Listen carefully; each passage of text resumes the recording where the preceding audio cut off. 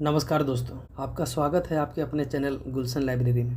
दोस्तों, क्या आपने कभी सोचा है कि हम जब अपने घरों में आराम कर रहे होते हैं या त्यौहार मना रहे होते हैं, तब हमारे देश का एक बहुत बड़ा वर्ग हमारे शहरों को साफ करने के लिए अपनी जान जोखिम में डालते रहे हैं। जी हाँ, मैं बात कर रहा हूँ हमारे सफाई कर्मचारी। सीवर और सेप्टिक टैंक की सफाई के दौरान जहरीली गैस के कारण हर साल कई लोग अपनी जान गंवा देते हैं। इस दुखद स्थिति को हमेशा के लिए खत्म करने के लिए भारत सरकार एक क्रांतिकारी योजना लेकर आई है। इसका नाम है नमस्ते स्कीम। आज के इस वीडियो में हम जानेंगे कि यह योजना क्या है, इसके क्या फ़ायदे हैं और यह कैसे हमारे शहर को सफाई करेगा और जितने भी सफाई भाई हैं उनकी ज़िंदगी को पूरी तरह से बदलने वाला है। सबसे पहले हम जानते हैं कि इस योजना का पूरा नाम क्या है, यानी कि नमस्ते का मतलब क्या है। जिसका मतलब है national action mechanised sanitation ecosystem, यानी कि आसान भाषा में हम समझे तो जिसके कि सफाई के काम को मशीनों से जोड़ने का राष्ट्रीय अभियान, एक तरीके से बोल सकते हैं आप। इस योजना का बात करें तो यह पूरे तरीके से सेंट्रल सेक्टर स्कीम है और इसका 100% खर्च केंद्र सरकार उठाता है। इसकी बात करें तो देश के दो सबसे बड़े मंत्रालय के अधीन कार्य करता है, जो कि सामाजिक न्याय और अधिकारिता मंत्रालय, जिसे कि ministry of social justice and empowerment बोला जाता है। वहीं दूसरे मिनिस्ट्री की बात करें जो कि आवास और शहरी मामलों का मंत्रालय, यानी कि ministry of housing and urban affairs के बारे में। आगे हम बात करें तो उद्देश्य यह है कि अब से कोई भी इंसान बिना सुरक्षा के गटर में हो गया या फिर सेप्टिक टैंक के अंदर हाथ से सफाई नहीं करे। गंदे कुएं हो गए, सीवर हो गया, इंसानों की जगह पूरी तरह से बंद किया जाएगा। आज के बाद अब इंसान खुद ही सेप्टिक टैंक में उतर कर वो नहीं इसका इस्तेमाल करेंगे या फिर इसका सफाई नहीं करेंगे। वहीं हम बात करें तो इसकी जगह पे आधुनिक मशीनें धीरे धीरे इस्तेमाल किया जाएगा, जैसा कि आप देख सकते हैं इस तरीके का मशीन उपयोग में लिया जाएगा। और आगे हम बात करें तो दोस्तों, इस योजना को 4 सबसे बहुत बड़े और महत्वपूर्ण लक्ष्य रखे गए हैं। जिसके पहले लक्ष्य की बात करें जिसमें कि शून्य मृत्यु दर, यानी कि सरकार का सबसे पहला मकसद यह है कि सफाई के काम के दौरान किसी भी कर्मचारी का मौत ना हो। उनके बहुत सारे ऐसा देखने को मिला है कि जब भी वो जैसे नीचे नाले वगैरह में अंदर जाते हैं तो वहाँ पे जहरीली गैस के कारण उनको समस्या का सामना होता है। और दूसरी बात करें जो कि कोई सीधा संपर्क नहीं हो, यानी कि नो डायरेक्ट कनेक्ट, जिसका है कि किसी भी सफाई कर्मचारी को शरीर, मानव मल या फिर नली में गंदगी में उतरना नहीं पड़ेगा और वो उसके संपर्क में नहीं आएंगे।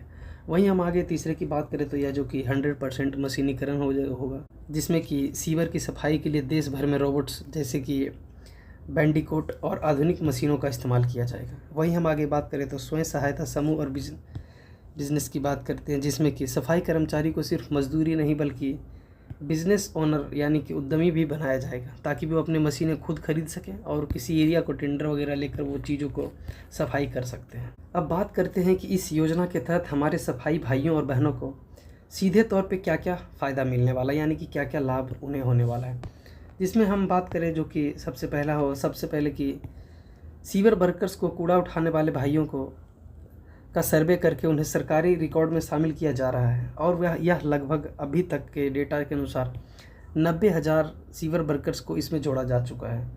इससे क्या होगा कि इनका पहचान होगा और डेटा एक तरीके से उनके पास होगा तो वो इनका इस्तेमाल अच्छे तरीके से कर सकते हैं, या फिर ऐसा कुछ भी होगा गलत या फिर तो उनके साथ आराम से उनके फ़ायदे के लिए किया जा सकता है काम, उन्हें नाले में ना उतरना पड़े या फिर उनके लिए जनसंख्या के आधार पे मशीनीकरण करना, मशीनों को ख़रीदना, इन सब चीज़ों को किया जाएगा।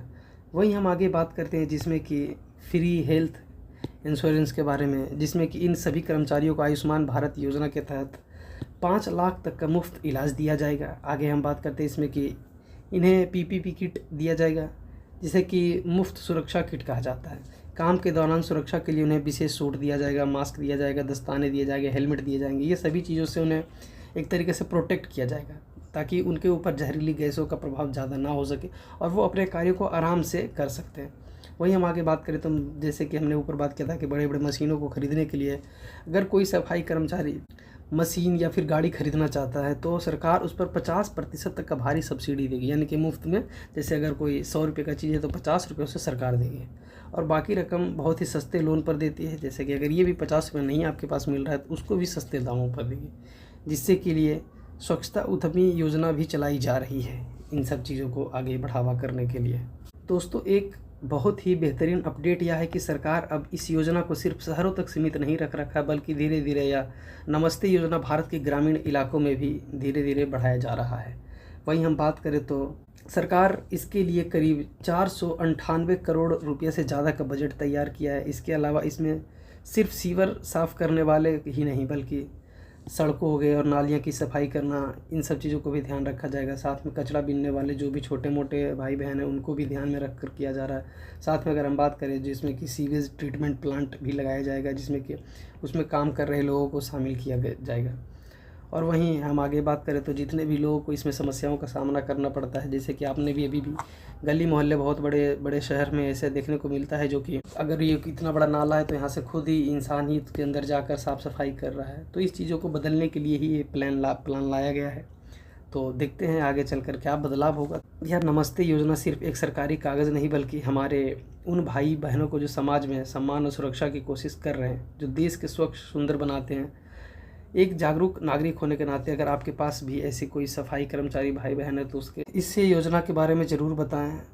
और हम वहीं बात करें जिसमें कि अगर आपको भारत सरकार की यह नमस्ते स्कीम कैसी लगी, मुझे नीचे कमेंट सेक्शन में आप अपना राय ज़रूर दें। अगर वीडियो अच्छा लगा हो तो लाइक करें, चैनल को सब्सक्राइब करें और बाकी मिलते हैं किसी नए अगले वीडियो के साथ। ताकि तब तक के लिए आप पढ़ाई जारी रखिए। और ये सब सारा चीज़ अपडेट करंट अफेयर्स में पूछा जाता है, जैसे कि नमस्ते ये स्कीम क्या हो गया, एसएससी हो गया, यूपीएससी हो गया, बीपीएससी हो गया, बहुत सारे चीज़ों में ऐसा पूछा जाता है। तो फिलहाल के लिए इतना ही, बाकी मिलते हैं किसी नए लेक्चर के साथ। तब तक के लिए थैंक यू, जय हिंद।